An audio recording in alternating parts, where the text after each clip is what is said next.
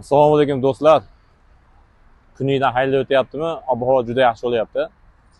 Kichkinagina video murojaatimiz bor edi. Bu kimga? Bu ko'proq tavsiyaviy xarakterga ega bu videomiz. 15 sutkaga kirib, sog'lom kirib, nogiron bo'lib chiqetmay deganlarga ikki og'iz tavsiya bo'ladi. Qonun ustuvor jazo muqarrarida yuribmiz. Ko'p holatlarda o'zimizni aybimiz, yo'qolmasam qarzdor qilmishimiz sabab vaqtinchalik jazoni ijro etish muassasalariga qamalib qolyapti ko'pchilik fuqarolarimiz. Bu ko'p holatlarda o'zimizga bog'liq.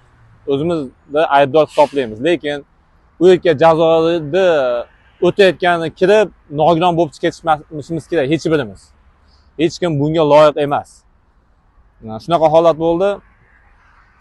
Bir fuqaroning hujjati kelib qoldi. Biz atroflicha surishtirdik, mutaxassislarga hujjatlarni ko'rsatdik. Shunaqa holat deb qildik. Hujjatlarda yozyapti, sog'lom bo'lib kirib ketgan fuqaroning 15 sutkaga chap qovurg'asidan 3-4 qovurg'a. Qovurg'a shu yerda bo'ladi, shu yerda bo'ladi. 10 qovurg'adan deyapti, 7-8 qovurg'a deyapti. Orqa tomondan deyapti, 7-8 qovurg'a deyapti. Keyin orqa umurtqa pog'ona, umurtqa deyapti. Позвоночный deyiladi, ko'pchilik biladi. Hujjatning позвоночный deb yozilgan. Sizlarga tushunarliroq, umurtqa pog'onadan singan. Ikkita singan deyilyapti, hujjatda shunaqa deyilyapti. Hujjatni ham ilova qilamiz video roligimizda. Demoqchi bo'lgan gapimiz, u yerga jazo ijro etish muassasasiga kirdingizmi, bu sizga ochiqlik, ko'cha, yo'qolmasam katta xolingni uy emas deydi-yu. Xuddi shunaqa holat. Hamma joyga kamera o'rnatilgan, video yozuvlar bor. Bu o'z yo'liga. Kimdir qonundan tashqari harakat qilgan bo'lsa, chora ko'riladi. Qonun ustuvorligi, jazo muqarrarligi, davlat xodimi bo'lsa ham, ichki ishlar xodimi bo'lsa ham, jazoni ijro etish muassasasining xodimlari bo'lsa ham jazo ko'riladi. Bunga shak shubhamiz yo'q. Endi fuqaro ariza ham qilgan bo'lsa kerak, menimcha.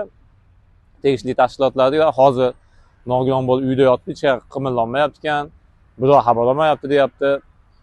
Shuning uchun birinchi navbatda hamma joyda o'zingizlarning tilingizga juda ehtiyot bo'linglar, o'rtoqlar. Hali aytganimdagi jazoni ijro etish muassasasi katta xolingni uy emas deydi, xuddi shunaqa. Maksimal darajada o'zingizlarni bosinglar.